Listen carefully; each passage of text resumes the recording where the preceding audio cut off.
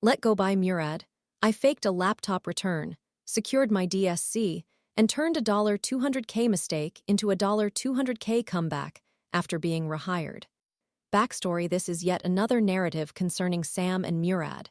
My supervisor, Sam, is incredibly laid back and an excellent leader. His superior, Murad, adheres strictly to regulations.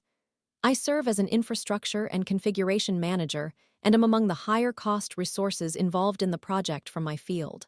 This account unfolds in January 2023, during a time when the company was undergoing a restructuring process, wherein most of our contracts included a last in, first out clause by default.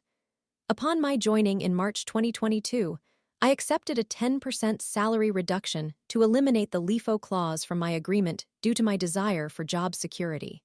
While my current earnings surpassed my previous job, they increased by only 20% as opposed to 30%. Story: as the infrastructure manager, I hold the obligation of overseeing all the product licenses utilized by the project. One particular product license necessitates a digital signature for its operation. Normally, such responsibilities require the utilization of service accounts, which are maintained by users. When an individual departs from the organization, their service accounts are automatically reassigned to their manager.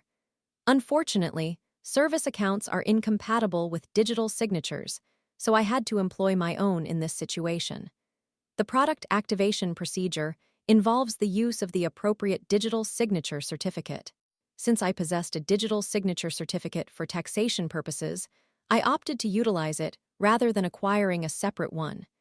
In India, digital signature certificates are encrypted and necessitate a one-time password from my mobile number each time they are employed. This mobile number must be linked to my national ID, known as Aadhaar, as that is how most encryption services operate in India.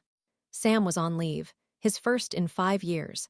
Aside from a day off in 2018 due to his relocation from India to Europe, he had never taken a sick day. Recently married, he embarked on a 2-month honeymoon to explore Europe with his new spouse. During his absence, Murad assumed oversight of the project. Management instructed Murad to reduce his workforce by 15%. If you are familiar with my previous accounts, you would recognize that Murad held a low opinion of me. Thus, the inevitable occurred. I was summoned to a meeting with Murad and Human Resources. Murad requested that I voluntarily resign, or otherwise, I would be terminated.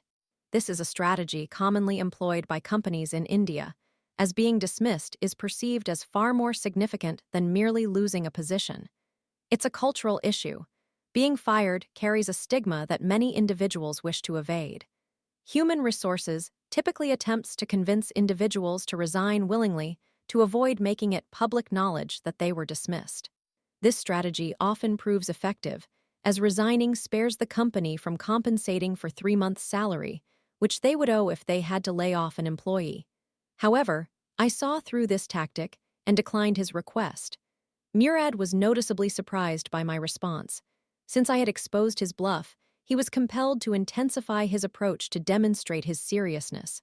By the day's end, I received an email regarding my termination, containing details on how to return the company property in my possession. I replied to the email, requesting to arrange for the prompt return of my laptop, claiming that I needed to leave the city for several days. My objective was to ensure they collected my laptop from my residence and formatted it quickly. This detail becomes significant later. By the week's end, my laptop was retrieved. I had already backed up a copy of my digital signature certificate, so my end faced no complications. Fast forward to mid-February, and an issue arose with the product. A support ticket was created, and the support team desired to upgrade to the next version, as this was a known bug rectified in the subsequent version. The product was utilized weekly to prepare a report, but only Sam took note of it, as he was still away. Therefore, the lack of a report would likely go unnoticed for at least a month. The month-end report would elevate this matter to upper management's awareness. Support's standard operating procedures mandated a license verification, necessitating the decryption of the current license. In summary, I received a call requesting the digital signature certificate and one-time password, and I declined.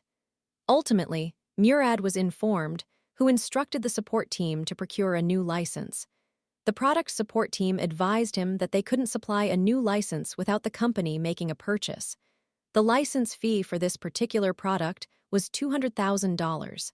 At this juncture, Murad determined that the report was unnecessary. He primarily managed the team aspect of the project, thus he was not fully aware of the report's significance. Sam returned from his vacation at the end of February. In the first week of March, he noticed the absence of the weekly report and promptly contacted me. I informed him that Murad had dismissed me. Sam was quite bewildered, to say the least. In contrast to Murad, he understood that the current license required my digital signature certificate to operate, so he inquired whether my certificate was accessible. I explained that a copy had existed on my laptop, but it had been taken. He checked the system, and indeed, the laptop had been formatted. He asked if there was any way to rectify the situation. I replied that even if a resolution existed, I could not assist him without being an employee. He requested that I wait a few days. A quarterly meeting occurs every 3 months, attended by the chief executive officer and top executives. During the March meeting, everyone noted the missing report. The CEO questioned why this significant project lacked the report.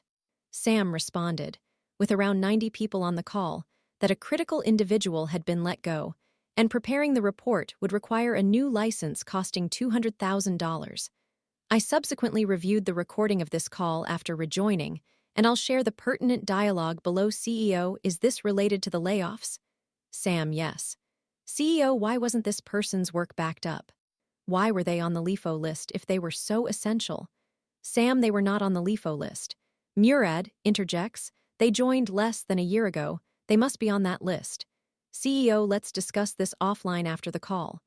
What transpired in the offline discussion is unclear to me, but 2 days later, I received a call from the head of human resources offering me my position back.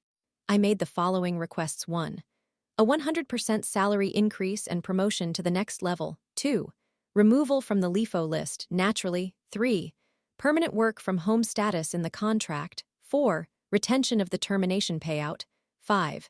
Since it would be recorded as a new position on my profile, a signing bonus equivalent to 20% of my annual salary. I resumed my role in the 3rd week of March. I received a brand new laptop within 30 minutes of my return, personally delivered to my home by someone from IT in my locality. It took me 10 minutes to decrypt the license using my backed-up digital signature certificate and 30 minutes to upgrade the product to the next version. By lunchtime, the CEO had the report in hand. My new position, which includes a promotion, provides a 60% increase in my medical insurance coverage, a company vehicle for personal use, options to purchase company shares, and numerous other benefits. I expressed my gratitude to Murad during my first week for the promotion and acknowledgement by the CEO during a team-wide call with the same 90 participants, excluding the higher executives and CEO. Edit, this has gained significant attention. I have been reviewing all comments and answering to the best of my ability. I will clarify a few points below and will continue adding to it as more inquiries arise. 1. It is uncommon and not generally accepted to utilize a personal digital signature certificate for such a critical company asset. The product company was in the process of migrating its encryption scheme and temporarily employed the government's certified encryption scheme. Once their migration was completed, we were supposed to obtain a new updated license featuring the new encryption for free. I intended to complete this, but due to my workload, I simply didn't find the time. Essentially, since it had been functioning correctly, it was not prioritized. 2. The company did not rehire me at that seemingly considerable cost associated with the license dependency. Yes, that was a factor, but had I been a poor performer deserving of termination, they would have paid the $200,000 instead. Sam wanted me back, which is why I was rehired. I possess significant proprietary knowledge and am an overall valuable asset. 3. Murad is the sibling of the wife of a senior board member. I continue to work with him on the project, as does Sam. It is one of those drawbacks of professional life that one accepts and moves forward. He is resentful towards anyone who does not flatter him. Over time, I have contributed substantially to the project, and he now recognizes my value as a resource. He has ceased his attempts to remove me.